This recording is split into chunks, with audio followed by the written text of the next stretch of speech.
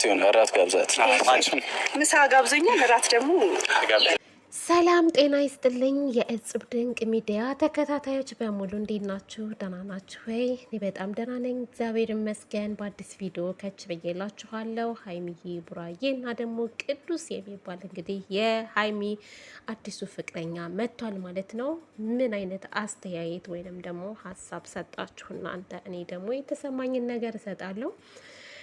የሰው ልጅ እኮ ግን መበቀል የሚቻለው ማሸነፍ የሚቻለው በፍቅርና መልካም ነገር በማድረግ እንጂ አንድ ወንድ ልጅ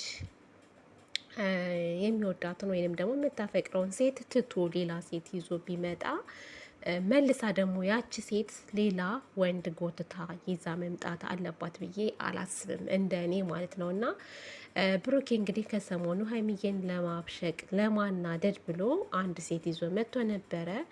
እሷም ደግሞ በተራዋ እንግዲህ አንድ ጎምላላ ባህር ዛፍ እንጨት የመሰለ የብረት መዝጊያ፣ አቤት አማቻችን የብረት መዝጊያ ነው የምትመስለው። እውነትም ኧረ አንተ የብረት መዝጊያ ሳትሆን እንደው የእንጨት መዝጊያ ነው የምትባለው። ይዛው እንግዲህ እየጎተተች ይዛው መታለች። እና ምን ተሰማችሁ እናንተ? ምን አላችሁ? እንዴት ነው ነገሩ? ወዴት እየተሄደ ነው? ፋሚሊዎችም ተመልካችም ደግሞ ይሄ ነገር ያሳስባችኋል፣ ያናድዳችኋል ብዬ አስባለሁ። ነገር ግን ልትናደዱ ሊያሳስባችሁ አይገባም። ክብር ለሚሰጣችሁ ክብር ትሰጣላችሁ፣ ለሚጨነቅላችሁ ትጨነቃላችሁ። ወይንም ደግሞ ስራ ነው ፈታ በሉ ለሚላችሁ ደግሞ ፈታ ትላላችሁ ማለት ነው።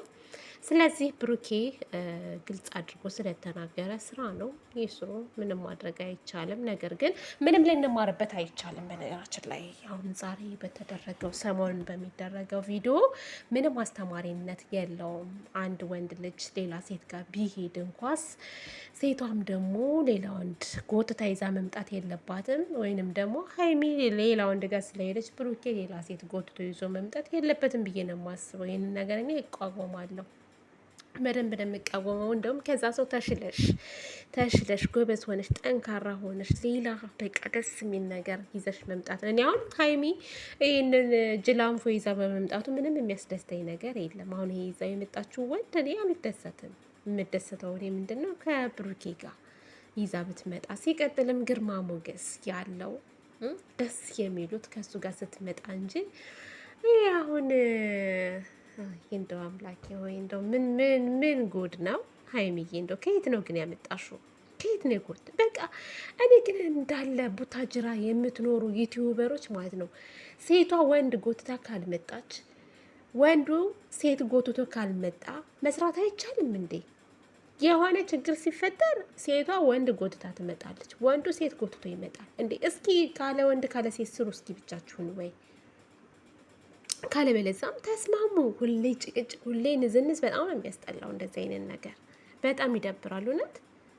እና እናንተ ወደ ራሳችሁ ተመለሱ ወደ ራሳችሁ። ወይ ደግሞ ይሄ አሁን ይሄ ማነው ቦስ የሚባለው ወይ ፍቅረኛ ትኖረዋለች፣ ነገ ጧት ፍቅረኛው ትመጣና ሀይሚን ቀጥቅጣ ትጥላታለች፣ እንደባ ትጥላታለች።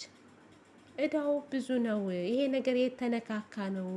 ከነዚህ ልጆች አትነካኩ። በቃ ይሄ ቦስ የሚባል አሁን የዳኒ ጓደኛ ነው በነገራችን ላይ ዳኒ ቦስ፣ ይሄ ራሱ ቦስ ቅዱስ ቦስ ነው። ይሄ ደግሞ የሚባለው ዘመድ ናቸው፣ አንድ ናቸው። ወይ ተልኮም ይሆናል የመጣው። ለምን ደግሞ አትጠነቀቁት እናንተ?